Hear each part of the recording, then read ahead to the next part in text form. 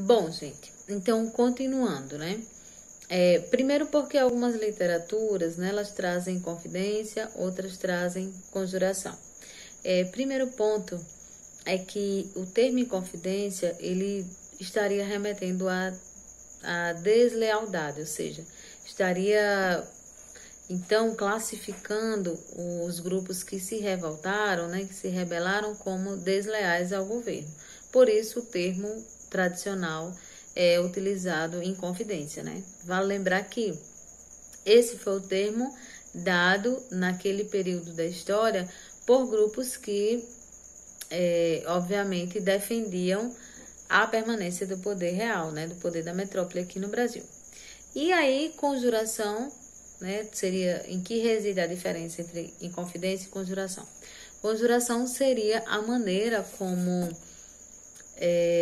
esses movimentos eles são tratados tendo em vista a busca pelo bem comum, né? Então, assim, uma luta comum a todos. Só retomando esse tema de Inconfidência Mineira, vale lembrar o seguinte, gente, Inconfidência Mineira é um movimento considerado um movimento intelectual, tá? Então, a revolta intelectual é um movimento que vai condensar interesses que não são gerais, assim, que não atendem a toda a população. Vale lembrar que uma das questões que está na Inconfidência é, por exemplo, o fim dos maus tratos a escravo, mas não a abolição da escravatura. Por quê? Porque aquela elite mineira, ela usava o trabalho escravo no seu processo de produção, né, comercial, tá? Produção comercial, enfim, de produção retirada do ouro, extração do ouro, tudo isso era feito com base, com o trabalho escravo como base, certo? Bom, então, outro movimento que vai ocorrer dentro também desse contexto vai ser a conjuração baiana. Então, veja, o que é a conjuração baiana? Mesmo o governo tendo reprimido, né, e tendo punido os inconfidentes em Minas Gerais, mas a partir de 1794 vai haver uma organização em torno do movimento que é conhecido como Conjuração Baiana. Esse movimento, ele já é considerado um movimento popular. Por quê? Porque tanto as pautas, ou seja, as reivindicações que eram trazidas dentro dessas reuniões, elas atendiam muito mais a população geral. E essa reunião, né, elas eram feitas com uma diversidade muito maior. Então, enquanto lá na Inconfidência Mineira nós temos grupos de intelectuais que se reúnem, aqui, no caso do que nós estamos discutindo, a Conjuração Baiana ela vai ser mais diversa, porque ela vai abrigar vários grupos nessa busca pela emancipação. Que emancipação é essa? É a emancipação de Portugal, mas é sobretudo a emancipação desses corpos, dessas pessoas, né? Elas queriam tornar-se livres. Elas queriam tornar-se livres, sobretudo, desse poderio e dessa imposição da metrópole, essa imposição portuguesa. Então, como foi que aconteceu, né? Esse movimento, ele começa, na verdade, antes de 94, ele começa ainda em 1789, e ele tinha como objetivo a independência, tá? Então, ele vai começar na Bahia, né? Por isso, Conjuração Baiana, e seus líderes vão buscar proclamar uma república baianense. Então, está também na pauta desse movimento a busca pelos ideais republicanos. E tudo isso vinha de onde, né? Eram as mesmas influências que sofreram os inconfidentes, ou seja, a Revolução Francesa, né? Os ideais iluministas, a independência das 13 colônias americanas. Então, todos esses processos revolucionários que aconteceram fora do Brasil influenciava essa população baiana, tá? Então, olha os grupos que integravam. Então, os brasileiros brancos, eles tinham limites quanto às suas profissões, né? Então, eles queriam mais autonomia. Vale lembrar, gente, que quem comandava, né, quem ocupava os altos cargos aqui eram os lusitanos. Então, os brasileiros brancos, eles queriam mais autonomia aí dentro da prática de suas profissões. Os negros e pardos, eles sofriam, obviamente, com o racismo, com a violência, né? Os membros da elite, que também participavam, reclamavam de impostos muito altos, né? E queriam maior liberdade comercial. Os soldados, que eram os soldados mais baixos, eles se revoltavam contra essa forte hierarquia que existia entre as patentes mais altas e as patentes mais baixas. E a indústria de manufaturas era proibida aqui. Isso explica, né, o grande número de artesãos na cidade. Outra coisa sobre a Conjuração Baiana é que ela também é conhecida como Revolta dos Alfaiates, né, por haver grupos de alfaiates integrando a conjuração. Então, o povo vivia em condições de vida precária, com elevada carga tributária, ou seja, pagando altos impostos e convivendo com a escassez de alimentação.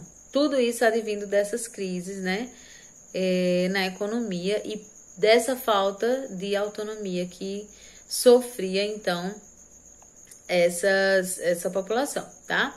Então, o que era que queria? Qual eram os objetivos, assim? O que estava em pauta dentro da Conjuração Baiana?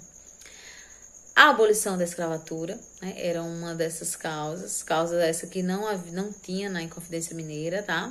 A proclamação da República, a diminuição dos impostos, a abertura dos portos, ou seja, essa autonomia para comercializar, né, com outras nações, o fim do preconceito e o aumento do salário, né? Então, os mesmos ideais de república, liberdade e igualdade que estiveram presentes na Inconfidência Mineira vão estar também aqui na Bahia, tá? Então, vão fundar em Salvador a Academia dos Renascidos.